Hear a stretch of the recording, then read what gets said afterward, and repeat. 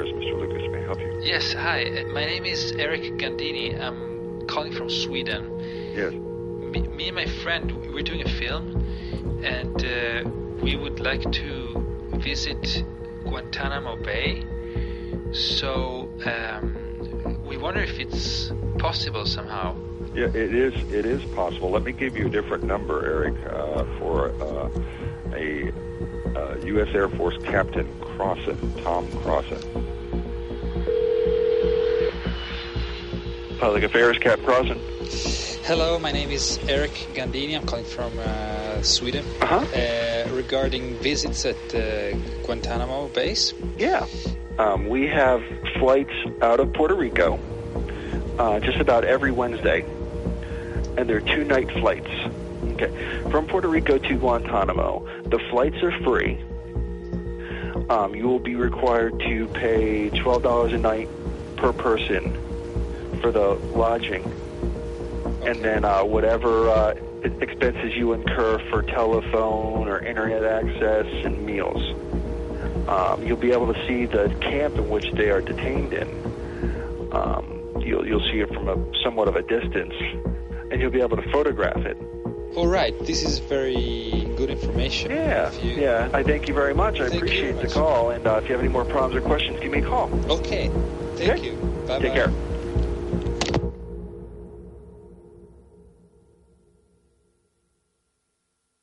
I think when I leave here at Guantanamo Bay, one of the most interesting experiences that I've had is actually having the opportunity to escort the media around.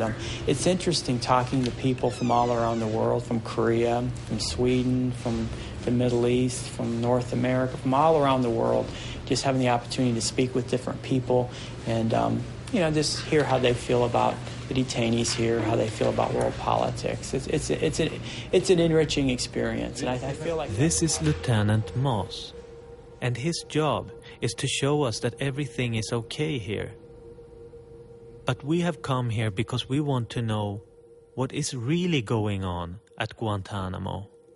Filming isn't allowed inside of the prison camp, so we're thinking of shooting with a hidden camera. Unfortunately, that's just not gonna happen. We know there is a Swedish guy held inside here. His name is Matti.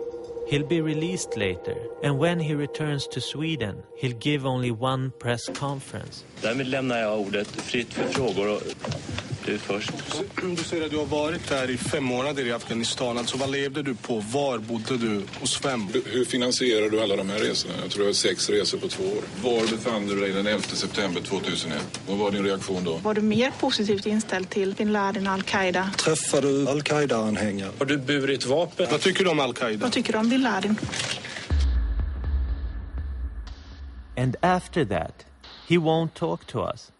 He refuses to talk to anyone who has anything to do with the media. But to tell this story, we have to go back in time, to long before the press conference, when Mehdi was still held at Guantanamo, and when there was only the official version, as you could hear it on the radio station Voice of America. Taliban and Al-Qaeda detainees are being scrutinized and interrogated at the U.S. naval base at Guantanamo Bay, Cuba. Only a select few American servicemen and U.S. officials have direct contact with the prisoners. U.S. officials insist the detainees are not tortured or subject to any cruel treatment during interrogation sessions. In fact, they say some interrogators go out of their way to make the captives feel comfortable, hoping to coax information from them in an easygoing fashion. Everything is perfectly fine at Guantanamo. The prisoners and interrogators collaborate, and information is being gained in a friendly atmosphere. And exactly right here, the story could have ended if it wasn't for this man who we saw in a public square in Stockholm. He's met his father, and he had a feeling that things were not good at Guantanamo. 1,2, 2,4, 1,80, 40-45 grader varmt. I'm lost. Händerna, fötterna, dag och natt. Helt stängt. Får inte prata, får inte se, får inte höra. But Metti's father didn't know that it was the other way around. It was Metti, together with most of the other prisoners, that had in fact decided to stop talking. Rumor now was that it wasn't 40 degrees hot at Guantanamo anymore, that the army had started exposing prisoners to freezing temperatures to get them to talk. What I will do is urge him as a father to reach out, to communicate with his son via letter, which we will transport, and ask his son to just cooperate, come clean. This will help him determine his future. Pierre Richard Prosper, the man with the good advice and puppy dog eyes. He is an expert of international law and assigned by the president to tour around and visit the countries who have citizens being held at Guantanamo. Here he was in Sweden to persuade Metti's father to convince his son to start to talk again. Well, that's right. We're applying the Geneva Conventions, but he, by his conduct, has not earned the benefits or privileges to be labeled a prisoner of war. A prisoner of war is someone who is part of a responsible command or army, is someone who wears a uniform and a distinctive sign clearly, and it is someone who follows the laws and customs of war. Tänk de hela tiden låst dag och natt. Men jag, som är hans far.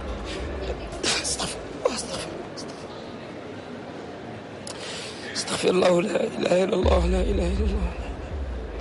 Allahu Akbar, Allahu Akbar. We feel that by virtue of other information that we have, that he's a threat to our security. So we're holding on to him until we determine that he's not a threat to our security, or that we take other measures if we do determine that that's the case. He has the keys, basically, to his own prospects. By cooperating. Yes. He has simply not answered anything. He doesn't talk to the people. He's not accused of a crime. If he were accused of a crime, and if he is later accused of a crime, he will be tried in a court, and he will have a lawyer and all of the usual due process. We're a government that believes in the laws. We're a founder of the United Nations. We have a strong constitution. We have a great Supreme Court that has the ability to order even the president or the military to conform to good legal practice. But remember, he isn't accused of a crime. Jag tycker att min son, han är ju en snäll kille. Ja, 100%. Och det är jag som har uppfostrat honom. Kallar jag för mor och far. Jag har ingen fel på honom. 100%. Det är ingen fel på min grabb.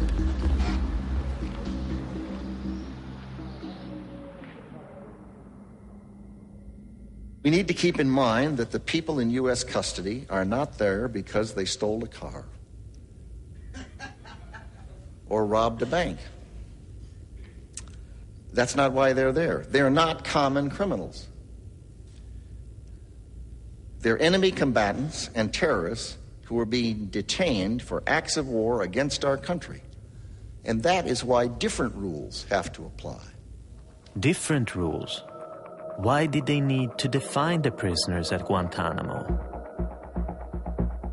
The answer was that when the prison camp first opened, it was never intended to hold prisoners of war. Its purpose was to extract information to prevent future terrorist attacks.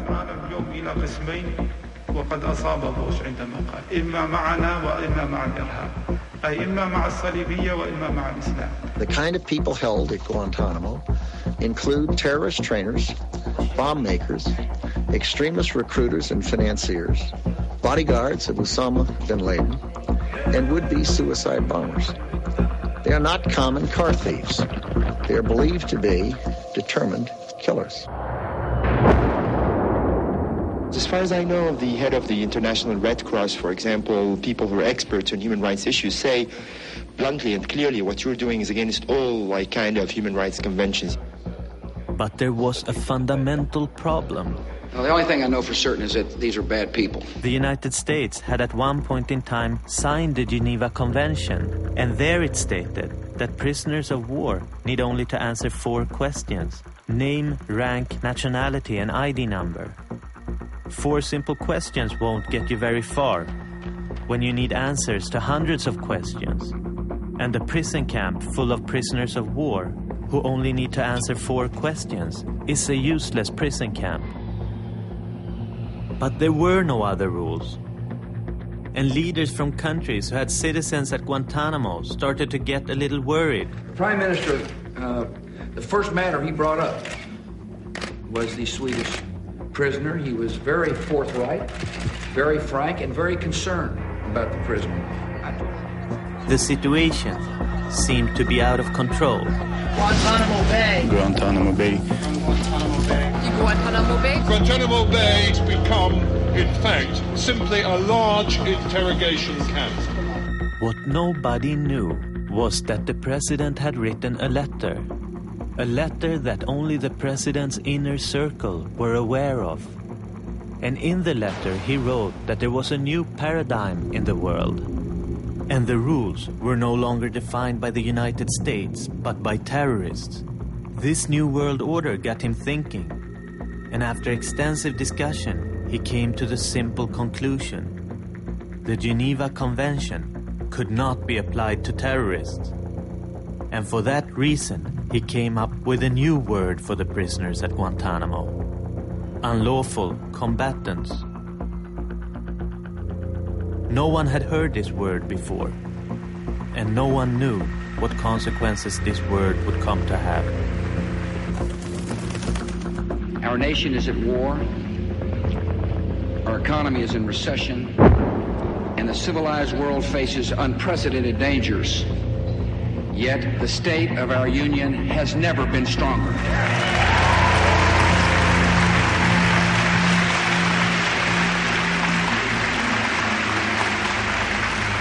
The American flag flies again over our embassy in Kabul. Terrorists who once occupied Afghanistan now occupy cells at Guantanamo Bay.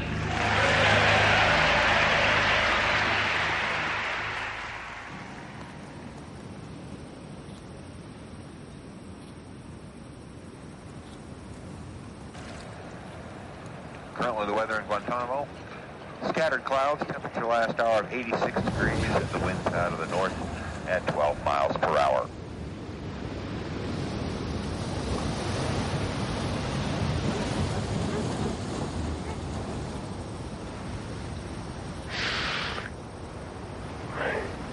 My name is Lieutenant Moss. I'll be one of your escorts during your stay here. Petty Officer First Class Sherwood is another one of your escorts. The wildlife here is very unique. You'll see iguanas, and you'll see hutillas. Hutillas are also known as banana rats. With the iguanas, please don't feed them. They may come up to you because people do feed them. They can be very friendly, and at times their friendliness could turn into a bite. So, you can observe them, but please no feeding the iguanas, and be careful when you're around them. I'm sure you'll probably want to get some footage of one. We also do have boas here. You probably won't see one, but you never know. So that's pretty much our wildlife here.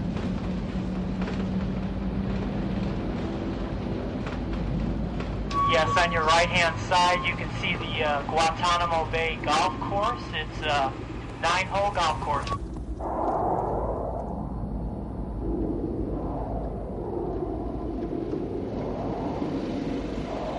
We're at Guantanamo, or Gitmo as the army nicknamed it.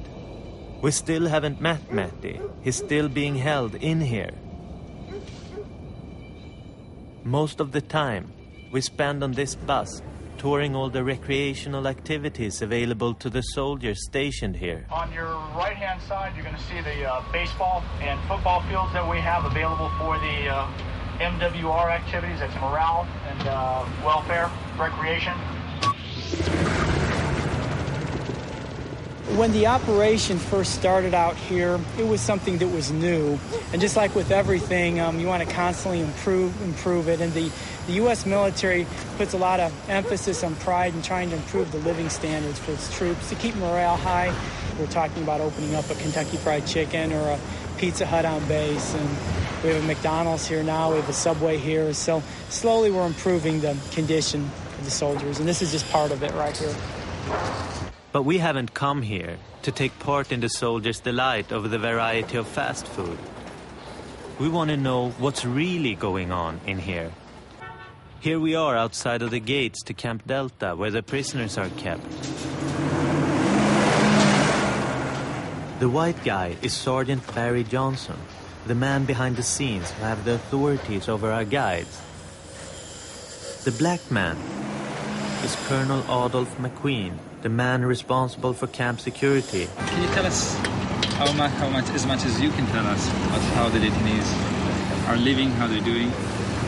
We are American soldiers, and being American soldiers, we come with a way of life, a democracy that provides the rights to people to be treated humanely, fair, firm, and consistent. How do you do that? Because I'm a military professional.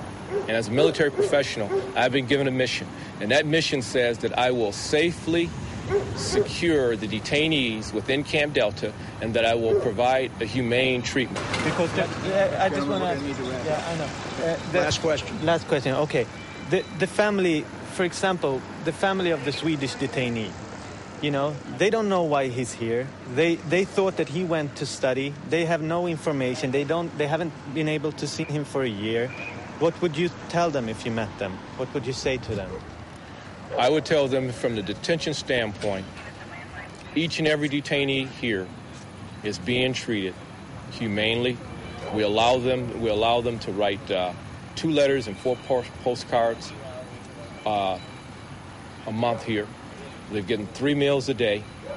We allow them to practice their religion in the confinement that they're in, and that if they have any types of medical issues or concerns, those are addressed appropriately, and the treatment here is always fair, firm, and consistent. När kan du komma här? Kanske ungefär mer än en vecka i alla fall. Om en vecka? Kanske någon tid. We're still trying to convince Mehdi to take this opportunity to tell us what happened. But something always seemed to come up, making it difficult for us to meet. But now he's promised to help us to get in touch with other prisoners released from Guantanamo. This is Jamal from Manchester, who was with Mehdi in Guantanamo.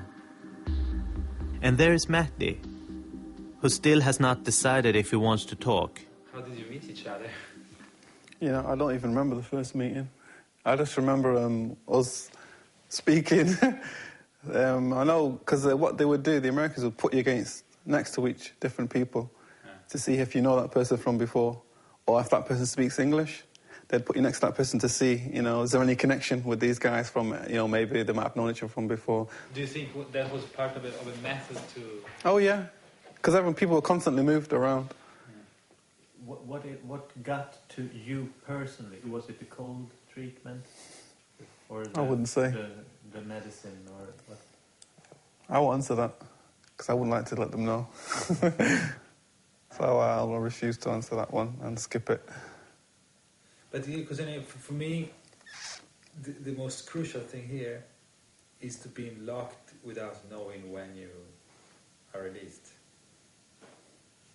Maybe. It seems to be a lot harder to talk about what happened to them in Guantanamo. Yeah. Especially for Mehdi. Maybe because he's devoted 2 years to keeping silent.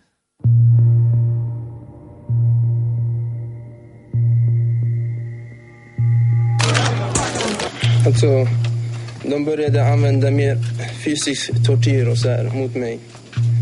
Och jag hade samarbete med amerikanerna och pratade med dem allt vad de frågade och ville ha svar på. Ungefär 1,5 år. Men sedan blev det för mycket, så jag slutade prata med dem helt enkelt ungefär i 2 år. Och de började använda de här metoderna som ni har hört, att jag har blivit i förhörsrummen, får vara där ungefär 12 timmar, 14 timmar. Och de hade Satt på aircondition ungefär 13 minusgrader.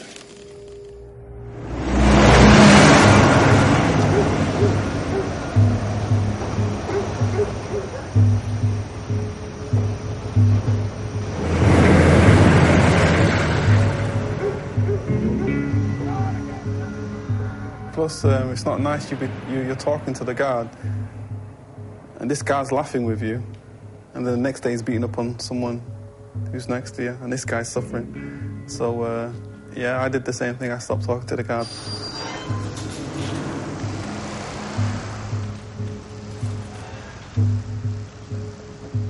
My name is Sergeant Andrew Flynn. I am in the 438th Military Police Company, and I'm from Murray, Kentucky.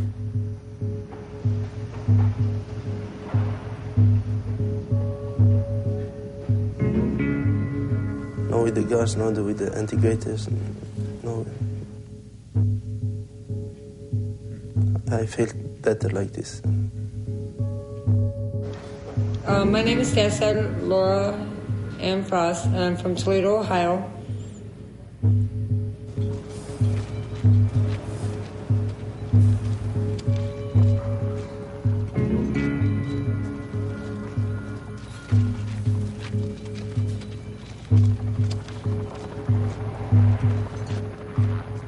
My name is Specialist Marco. I'm from Connecticut.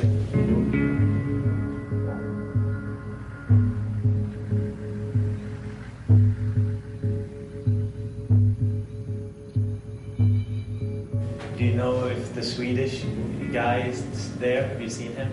I personally... Actually, I can tell you that we don't comment on specific detainees or specific nationalities. So that question to him, he wouldn't be able to answer for you.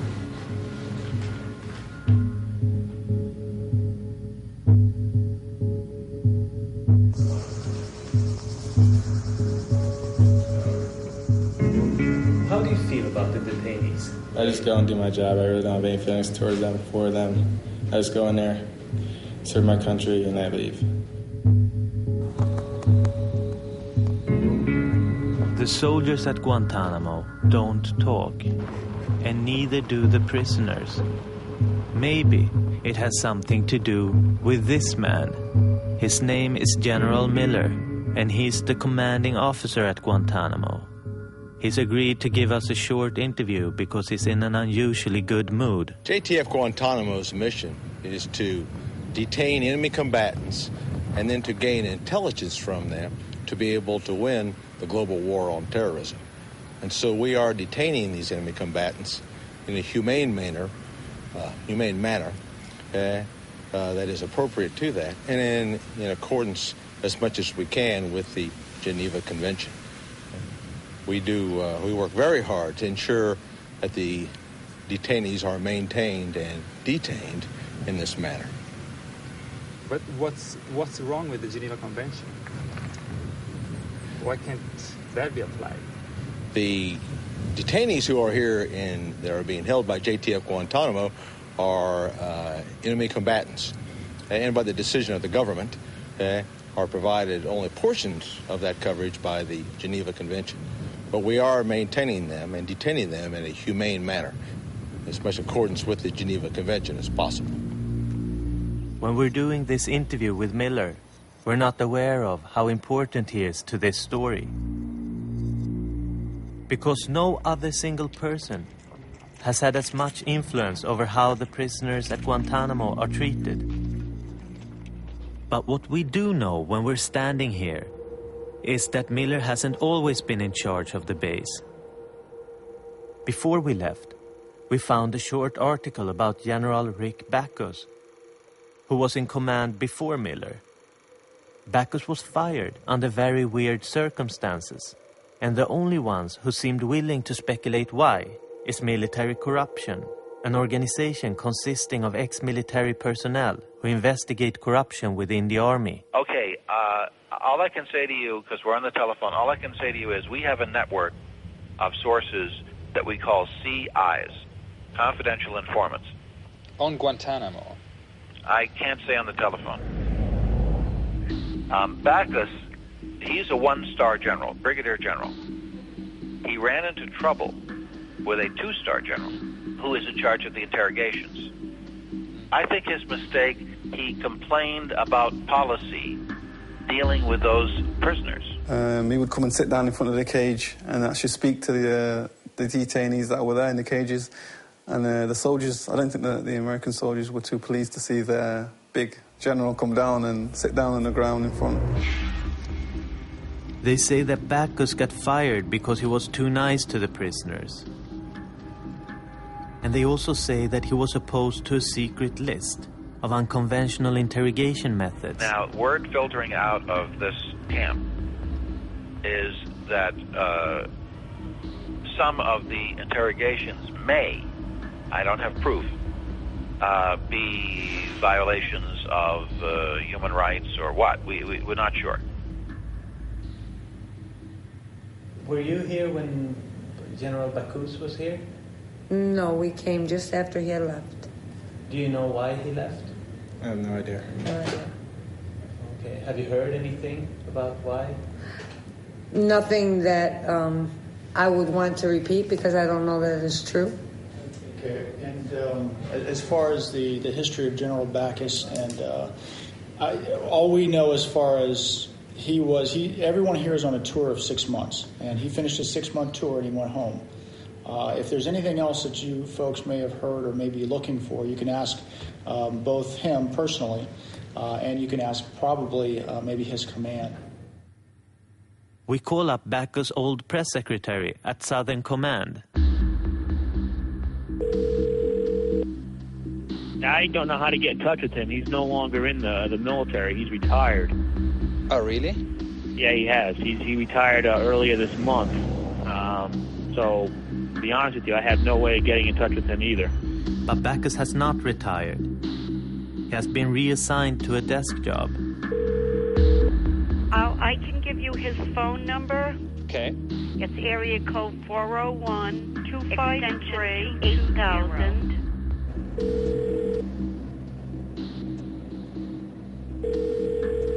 This is Rick Bacchus. Hi, my name is Eric Gandini. I'm a filmmaker.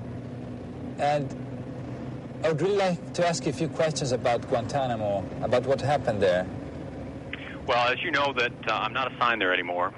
And any public affairs inquiries, I'm referring to the Southern Command Public Affairs officer. Huss, you don't talk about Guantanamo? At this point in time, I'm not, no. Not off the record or... No. Okay. Thank you for calling.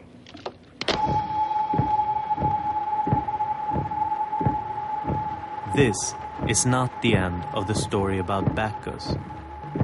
We're gonna contact him again, even if it's just a small pawn in a much bigger game.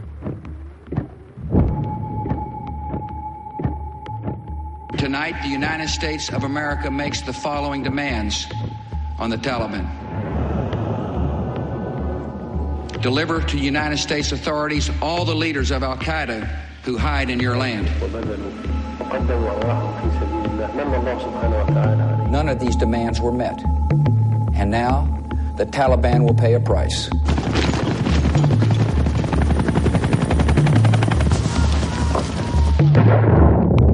The security of the world requires disarming Saddam Hussein now.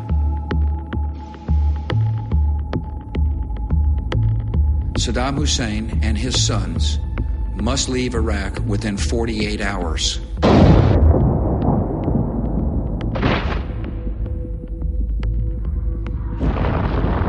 the vast majority of Iraqi citizens, this event brings further assurance that the torture chambers and the secret police are gone forever.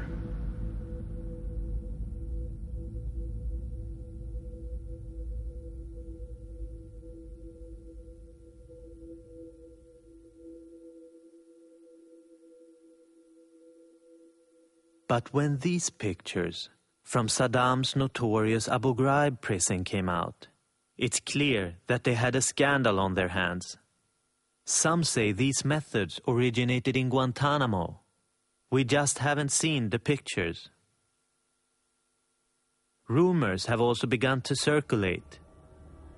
New rumors of interrogators using sex and hip-hop music to get people to crack. Yeah, it depends on the actual person. Like, say, from people from... Say from me, for example, they wouldn't pay me rap because they wouldn't be doing no. Because obviously that's what I grew up on, so it's no big deal. But let's say to some of the brothers from Saudi or from Yemen who don't listen to any of that at all, it'd be more effective against these type of people. They were playing, I remember Fleetwood Mac, Matchbox 20, Chris Christopherson. They're the ones that I remember. But I also found out that when they used to play the music to the detainees or prisoners in Iraq, that they were playing the same music. So I think they played some rap or tune to you, didn't they, Mahdi, I think, in interrogation. Constantly played the same. Did they play rap to you? Yeah. Same cut again and again. Same song all the time and all the time. I think vilken det var. Kommer inte ihåg vad den heter. Men de spelar alltså rap hela tiden. Ja, hela tiden. Sån musik.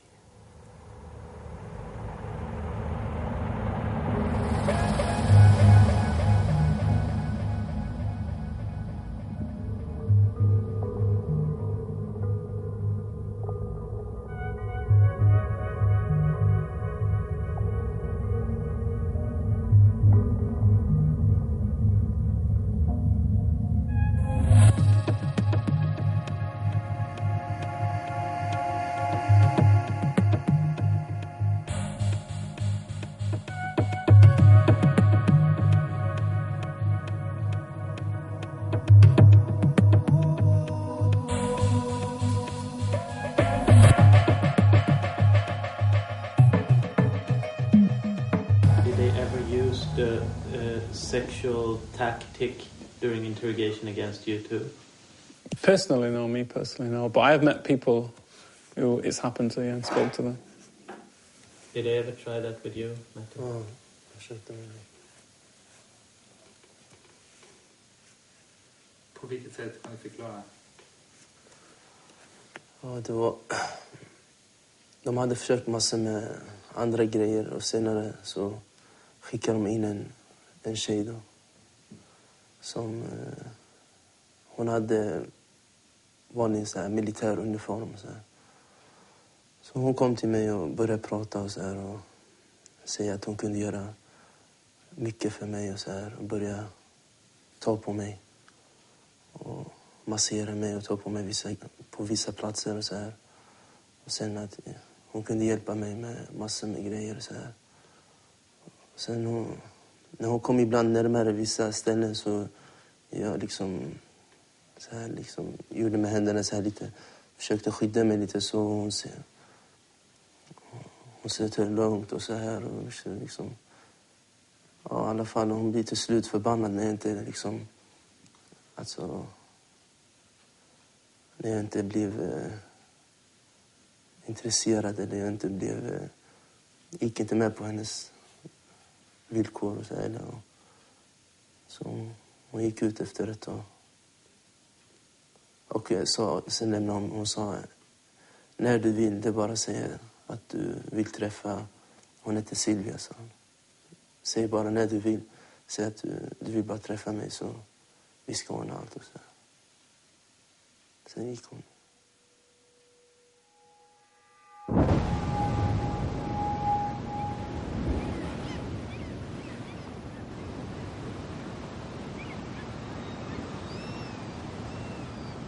Maybe that sounds like a prisoner's wet dream.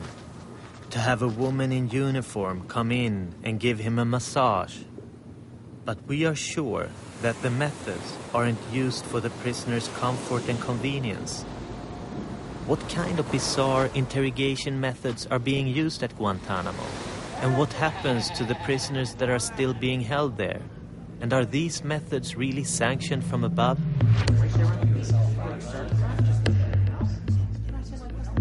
Part of the answer comes thanks to the Abu Ghraib scandal in Iraq, which set off a storm of protests and a wave of investigations, which made public thousands of previously classified documents.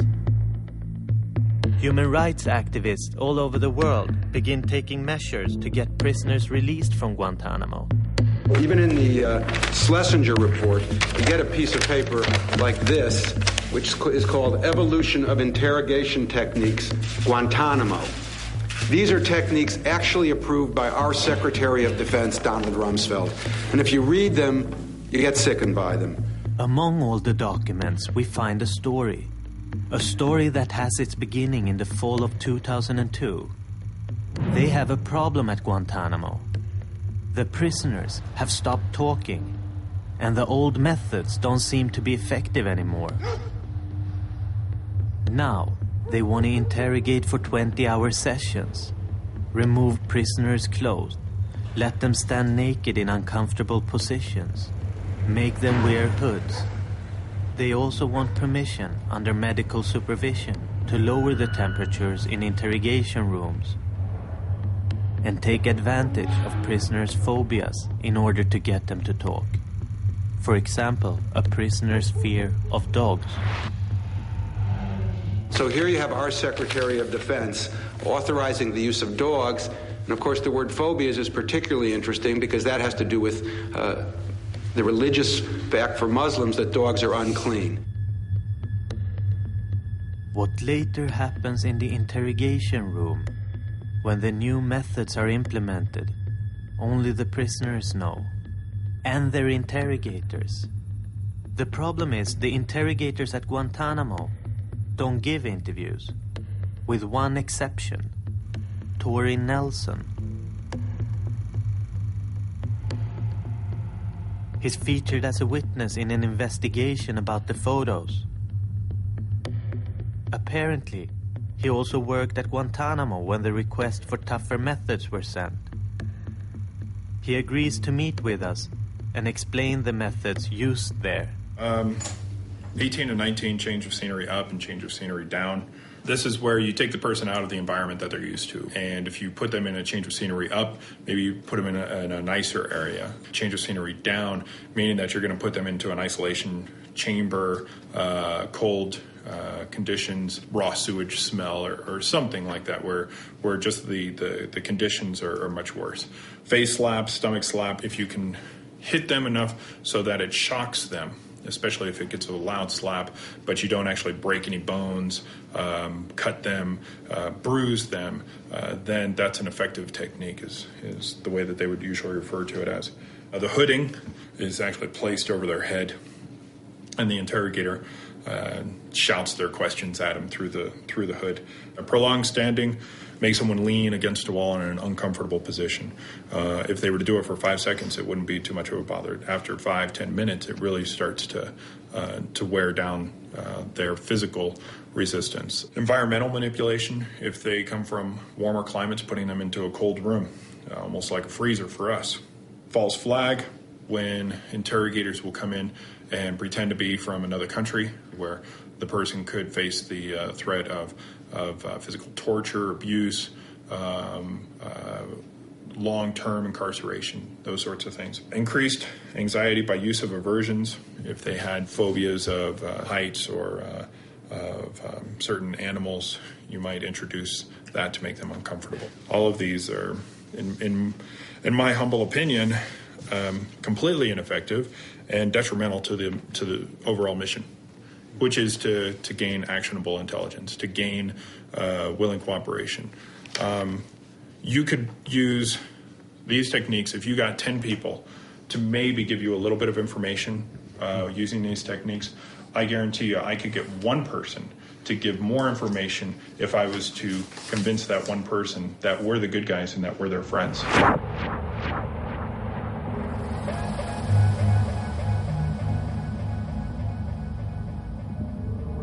Face slap, stomach slap, generally the hooding about was we're the good guys and we're their friends. Placed over their head. Interrogators, but the interrogator pretend to be from a shelter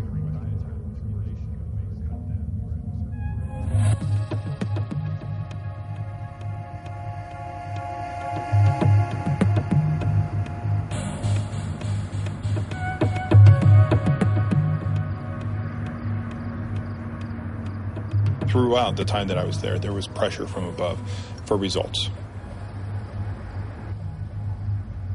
They weren't worried about, are you abiding by Geneva Conventions and such. That wasn't on the daily requests from higher command. The requests that were coming down the pipeline were, how many reports have you written on what subjects? What information have you gotten? What cooperation have you gotten? Which sources have become key sources? That's what they were worried about, results. Because their mentality was, well, the longer that we've got them in detention, the more people we're going to get to break, right? It's just a matter of time to get these guys to break, right? So you should be getting more results, not fewer results, the longer that you hold them.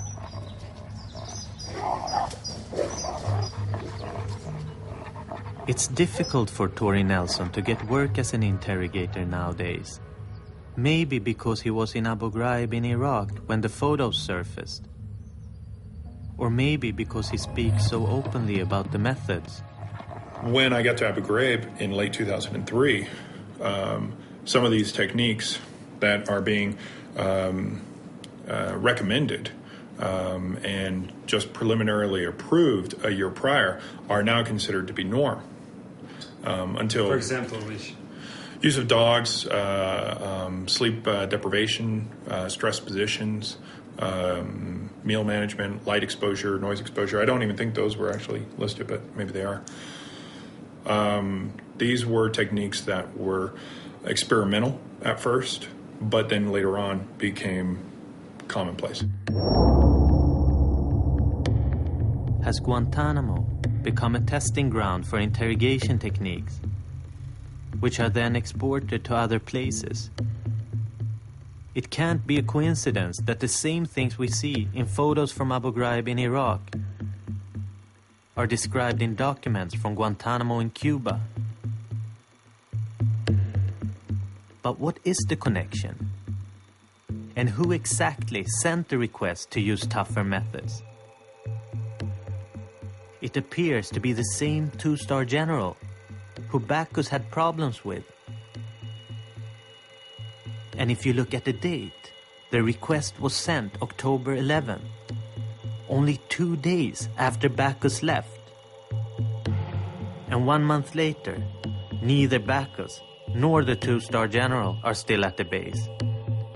A new man has taken command. General Miller. The interrogation techniques that we use in JTF Guantanamo are approved by the senior leadership of our government. Shortly after Miller took command, Rumsfeld personally approved the request for tougher interrogation methods. He had only one objection. The inquiry requested permission to force prisoners to stand in stress position for up to 4 hours. In the margin, Rumsfeld himself scribbled, "I stand 8 to 10 hours a day. Why is standing limited to just 4 hours?" Was it like that when Bacchus left and he was soft, that's the picture of him, then down a short period, and then came Miller, who really sort of started the harsher techniques? Miller, I believe, had no difficulty with pushing from his own office to get more results. And that was no bullshit aside, this man wanted everybody to break. And believed that the only right that the people down there at Guantanamo had was the right to give us intelligence. That was the only right. We're in the business of winning the global war on terrorism. We also conduct ourselves as Americans always do.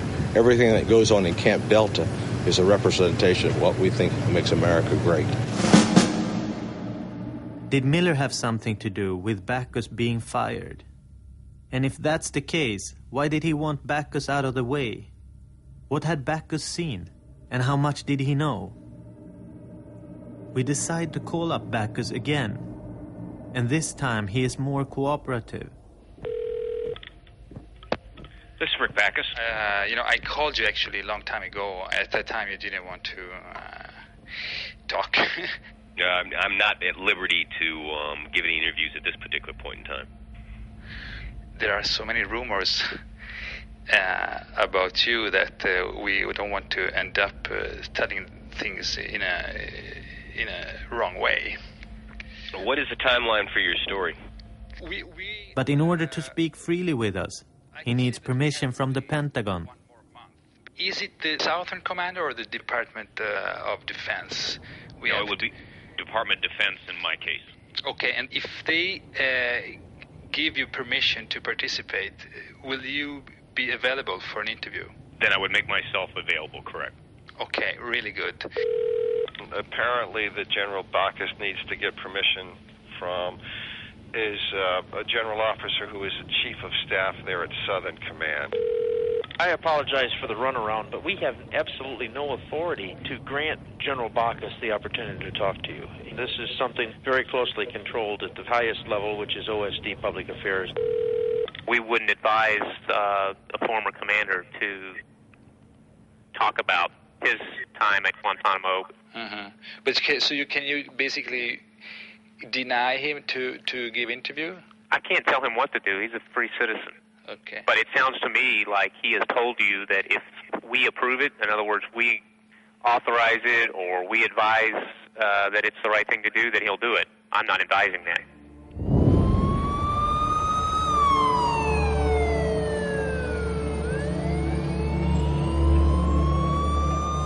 Why does the Pentagon want to silence Bacchus? Who fired him and why? And who was it that took the interrogation methods from Guantanamo, Cuba, to Abu Ghraib in Iraq? Maybe the answer can be found somewhere else. After the scandal in Abu Ghraib, when the photos came out, command of the prison camp was taken over by none other than General Miller. Miller was sent to Abu Ghraib to clean up the mess after the scandal and make sure that no abuse against prisoners would ever happen again. But the person Miller replaces is General Janice Karpinski. Many consider her to be the most responsible for what went on in the prison in Iraq, since she was the commanding officer at the time, and it was her soldiers posing in the pictures.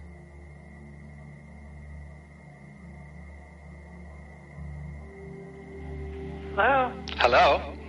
Janice? Hello? Can you hear me? Yes, but there's an echo.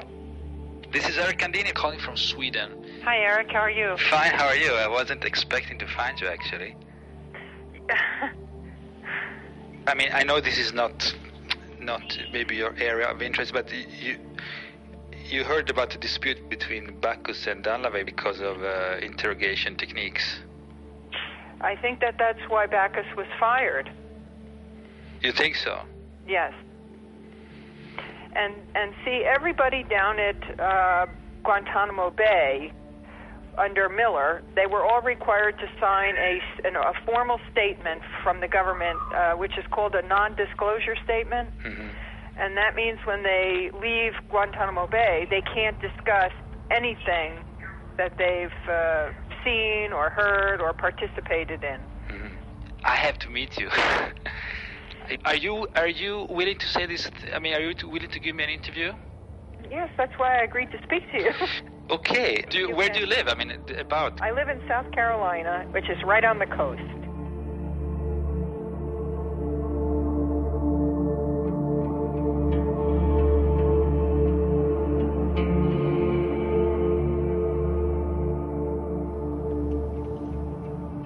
Rumor has it that Karpinski is now in an open conflict with the army, after being demoted and relieved of her title as a general. Not for the abuses in the prison, she's been found not guilty of those, but because 3 years ago she was said to have shoplifted a perfume bottle.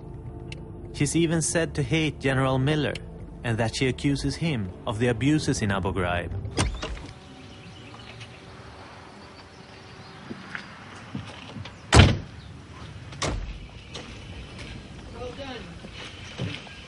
How's your trip so far? Good. Hi. Hi. Eric. Janice. Tariq Saleh. Hi. Tariq? Tariq. That's not a Swedish name, No, is it? I'm half Egyptian, half Swedish.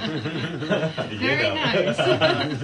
And who's the cameraman? This is Lucas Eisenhower. Hi, Lucas. He's actually American. He's half American. Like, I'm half Italian, he's half Egyptian. So I have the United Nations here. Yeah, it's the melting pot. All right. Come out of the cave. You want to come out? Come on. Come on. You gotta come out. Okay, Casey, come on. Janice lives alone with a parrot, who seems to be her only friend right now. Like Bacchus, she was chief over the military police. And like him, she also came in conflict with the interrogation leaders. And just like Bacchus, she was replaced by General Miller. Could she know something about how interrogation methods developed at Guantanamo could show up in photos from Abu Ghraib in Iraq? It's not a coincidence. If the request for more aggressive techniques, if the memorandum was forwarded after Bacchus left, then part of the reason he left was because he would have blown the whistle on them. Here's a guy who is trained as a military police officer, knows Geneva Conventions, knows crossing the line, knows the limitations, and is forced to command military police detention operations in Guantanamo Bay that he discovers, or maybe in the process of his assignment there, they determine that Geneva Conventions no longer apply down there. Have you met him? Have you met Bacchus? No, I have not. And it's almost eerie how silent he's been, because he was one of the first people I thought about. You know, I'm going to call Bacchus and ask him, what the heck happened down in Guantanamo Bay that made you leave? But he didn't just leave. They said that he got fired, that Miller fired him. Wait. I mean, suppose that Miller fired first Bacchus and then he fired you. Why do you talk? Because I didn't sign a non-disclosure statement, number one. And number two, I know the truth. I don't know all of it, obviously, but I know the truth. And I know I didn't know what was going on in cell block 1A and B, and I know that they didn't let me know because they knew I would have screamed about it. And I know that the MPs that were there were directed to do what they did. Now, someone senior to them made them to believe that it was okay. Somebody who claimed to be an interrogator from up there, he said, ma'am, the real purpose of those pictures was to make the interrogations easier. The plan was to show him a photograph and say, you recognize Joe here at the bottom of the pile? He's your friend, right? Start talking, or tomorrow you'll be with him. That kind of technique. We all agree that we don't feel like we were doing things that we weren't supposed to because we were told to do them. We think everything was justified because we were instructed to do this and to do that. Any apologies? Sir, I was a soldier, and if I did wrong, here I am. Any regrets? No, ma'am. Talked to the Secretary of Defense about this morning, by the way. I said, find the truth, and then tell the Iraqi people and the world the truth. We have nothing to hide. We believe in transparency because we're a free society. That's what free societies do. The actions of the soldiers in those photographs are totally unacceptable and un-American. As the senior official responsible for this department, I intend to take any and all actions as may be needed to find out what happened and to see that appropriate steps are taken. The investigation went quickly, and the only ones prosecuted were the 7 soldiers pictured in the photos. And then Miller was sent in to clean up after the scandal. Yes, I would like to personally apologize to the people of Iraq for the actions of the small number of leaders and soldiers who violated our policy and may have committed criminal acts. We are investigating those acts as rapidly as possible and will bring those responsible to the bar of justice. But according to Karpinski, General Miller had already been in Abu Ghraib earlier, before the pictures of abuse came out. He came from Guantanamo on a secret mission. General Miller never mentioned it, but we found out later that he actually came on the same plane as Secretary of Defense Rumsfeld. He did this in brief with all of the interrogators and the commander of the Military Intelligence Brigade and General Fast and the people from her staff that were involved in interrogations. And he started out by saying that he was there to assess their operations and to help them to achieve more actionable intelligence. He said, I think you treat the prisoners too well. You're too gentle with them. He said, you really need to treat them like dogs, because if you treat them any better than that, you've effectively lost control of the interrogation. I said, the MPs are not trained to enhance your interrogations. They don't have those skills. They haven't been doing those things. The interrogators are handling in the interrogations exclusively.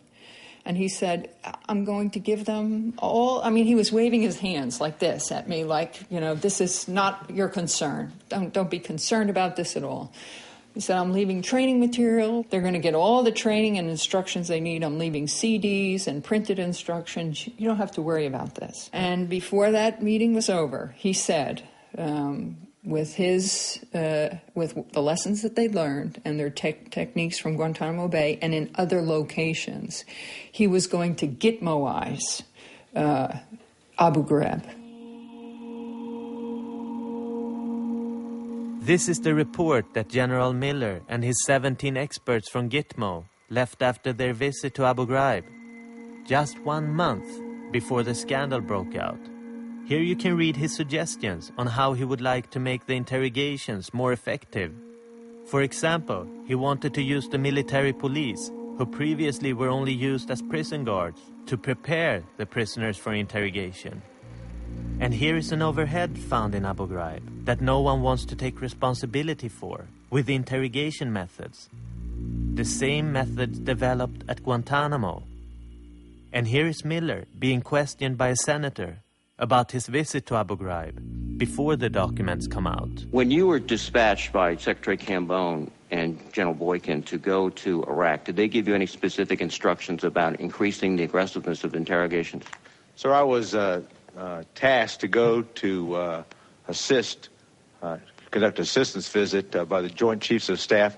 They tasked Southern Command, who then tasked JTF Guantanamo to put the team together. Did your team specifically brief that these methods could be used in that prison that are contrary to the Geneva Convention? Sir, no methods contrary to the Geneva Convention were presented any time by the assistance team that I took to CJTF 7.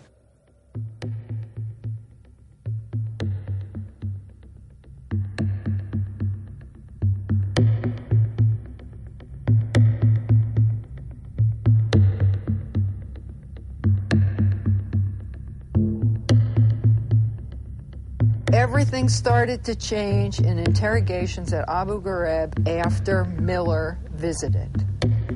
And he has said, and his defense mechanism is, I was only there to assist.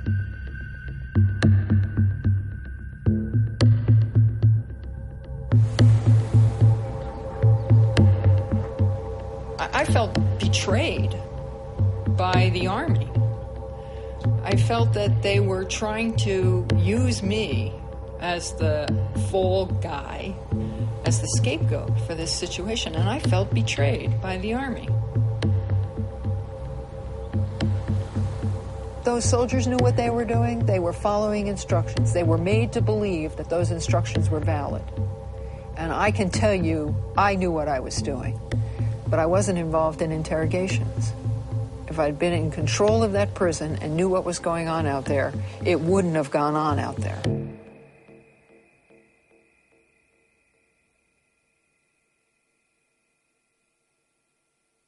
Even though Karpinski and Bacchus lost control, they both kept quiet as the new methods were introduced. Maybe there are no real heroes in this story. Only people with more or less control. And some people who seems to be outside of any control or regulation. When we read the documents, we discover a strange little detail.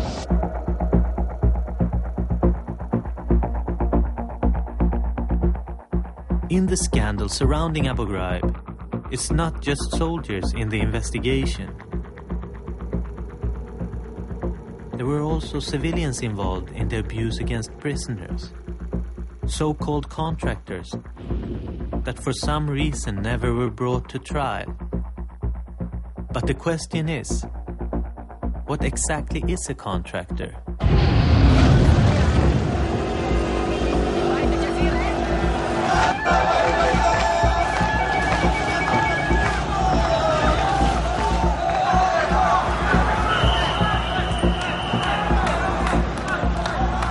Here are pictures from Fallujah in Iraq of a lynching of American soldiers. But something about this picture isn't what it seems to be. Those aren't regular soldiers being lynched, but contractors from a privately owned company called Blackwater. The man in the red tie is Paul Bremer. He was Janis Karpinski's boss in Iraq. The man walking beside him with a machine gun isn't a soldier. He's a contractor from Blackwater. We're talking here about a mercenary. We're talking about a hired hand, a hired gun. And when you have in Iraq a man with a gun who is hired to use that weapon, you're talking about a soldier without laws and without orders. There are no rules or regulations governing the use of these people. We wanted to get in touch with someone at Blackwater who can explain to us what exactly a contractor does.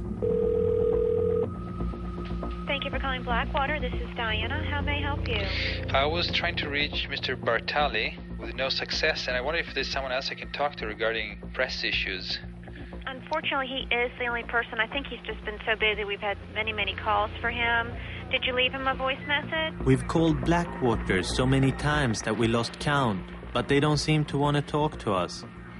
Here are pictures from one of their PR events, but we get the feeling that it isn't enough to understand what the contractor really does. Everybody on the leadership, from the leadership team down, is absolutely committed to doing the right thing, to doing the best we can do in support of freedom and democracy. But it appears that the coalition doesn't just use Blackwater. The fact is, there are over 20,000 private contractors in Iraq. They constitute the second largest force after the American army. And hundreds of firms around the world hire out private contractors. Hello. You speak English? Hello. No. Okay. Mr. Pavel Constantinescu. Hello. One such firm is the Romanian security company Bidepa. We're in Bucharest, where Bidepa will show us what their services include. Hello, Alex. Hi, Eric. Valentin. How are you? Nice to meet you. Nice to meet you. Group in Iraq. All of in Iraq.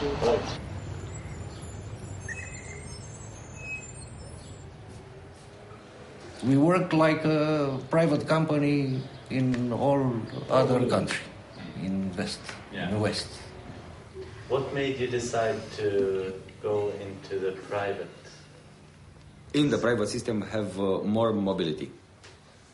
Why? Because all over the world, military system have the rules, not left, not right, only.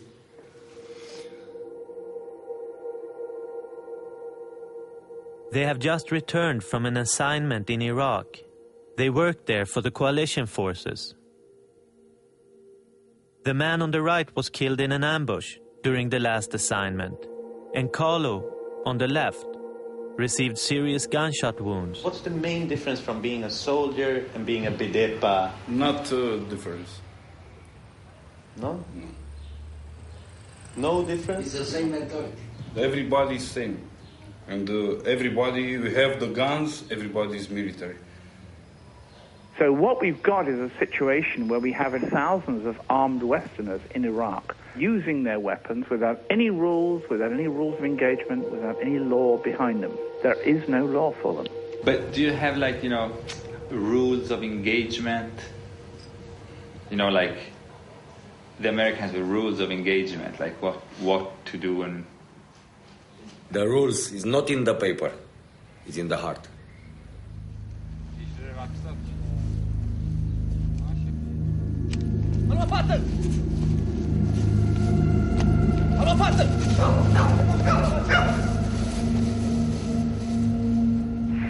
Mercenaries were killed in 1 week. Not a single story appeared in the paper.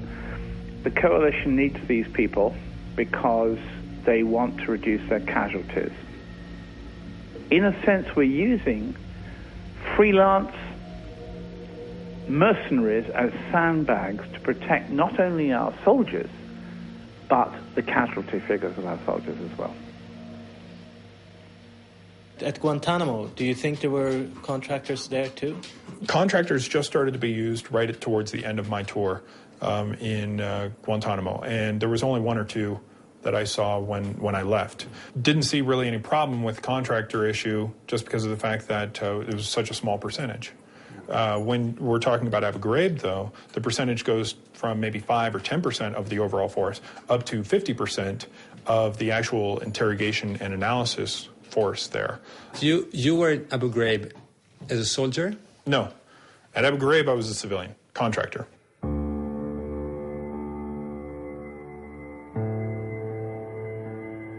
We realize how hard it is to understand this new world order. Contractors, detainees, unlawful combatants. New categories of people that didn't exist before.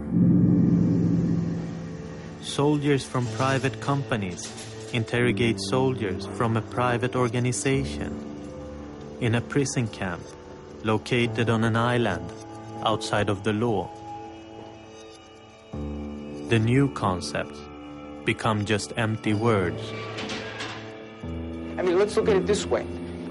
Think of a normal conflict. We're in an unconventional war. Think of a conflict, for example, the one in Iraq. Think of the Balkans. Think back to World War II. When you take people captive, you're allowed to hold them during the course of hostilities. There's a legal basis for that. This is the same principle that is being applied here. The only difference is that we are in more of an unconventional war, where the war is against a private organization rather than a state. I mean, let's look at it this way.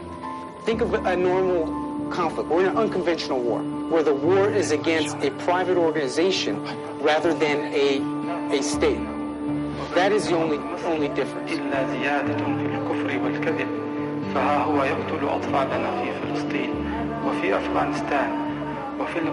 Al-Qaeda wears no uniform. Al-Qaeda does not carry their arms openly. Al-Qaeda does not belong to a responsible command. And Al-Qaeda clearly does not follow the laws and customs of war. We are in more of an unconventional war, where the war is against a private organization rather than a state. I mean, let's look at it this way. Al-Qaeda wears no uniform. Al-Qaeda does not carry their arms openly. Al-Qaeda does not belong to a responsible command. And Al-Qaeda clearly does not follow the laws and customs of war. We are in more of an unconventional war, where the war is against a private organization.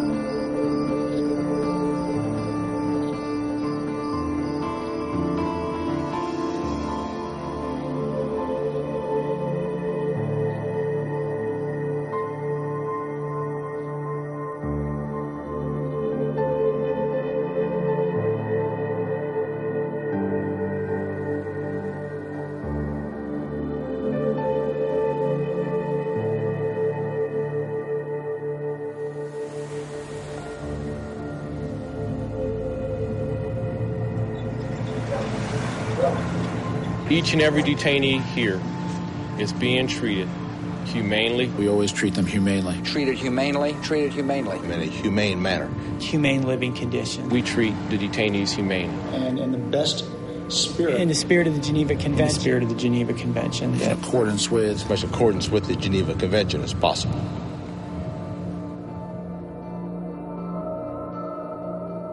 Det är många som uttrycker misstro mot att du bara skulle ha råkat vara på fel plats vid fel tidpunkt. Vad kan du säga till dem? Jag förstår inte. Hon tror inte på det. Ja? Hon tror inte på det.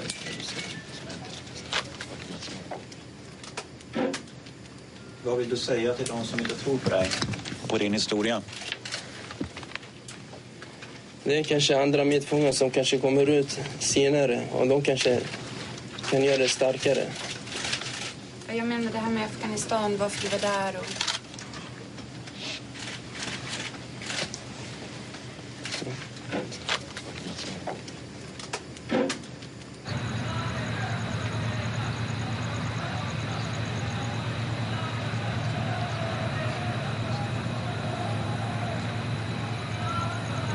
Okay, basically, in this area over here, we have Camp 4. Camp 4 opened in March, beginning of March, and the Camp 4 is for detainees who are cooperating and detainees that are getting closer to be released. Sorry, one second.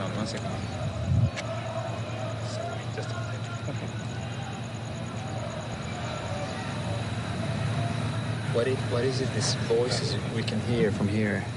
Okay, the voices that you hear are the voices of detainees in the camp. And one reason why you can hear them so well is because in the nighttime it's very quiet out here. There are not as many vehicles moving. So because it's so quiet in this area, you can hear the voices of the detainees. What do they say? Their units are 8 by 8 with... No, sorry, what do they say? I mean, what do they say? They have the opportunity to speak to one another. So so I would imagine that they're talking to one another. Some of them may be praying. Some of them are just talking. They may be talking to someone further down, yelling towards them. So just normal conversation. And sometimes you do hear prayer, the call to prayer, or just chattering or prayer time.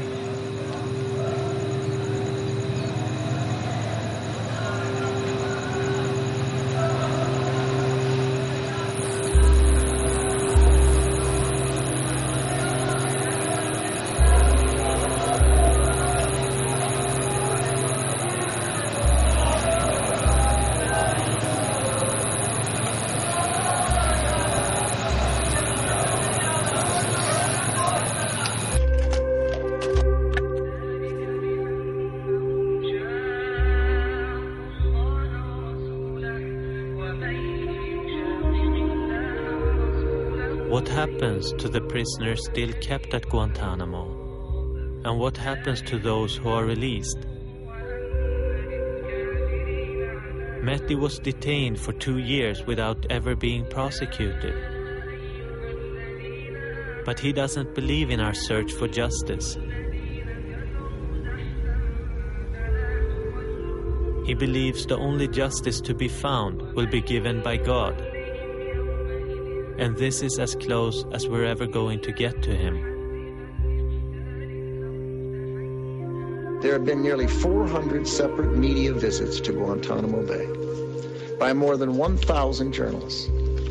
Additionally, some 180 congressional representatives have visited the facility.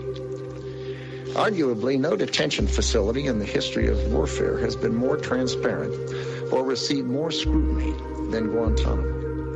Last year, the department declassified... We've been at Guantanamo, and we still don't know what really happens inside there. But maybe that's not the most important thing, because what we do know is enough. We know that there are still prisoners held inside there who have lost their right to remain silent, and who don't even know if they are ever going to get out.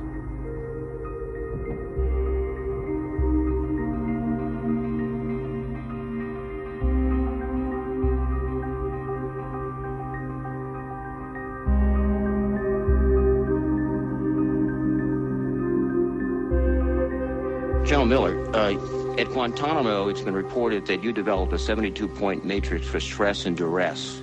Lays out types of coercion, escalating levels. They include harsh or heat or cold, withholding food, hooding for days at a time, naked isolation and cold, dark cells. Is that correct? Sir, that is categorically incorrect. That never happened. That is categorically incorrect.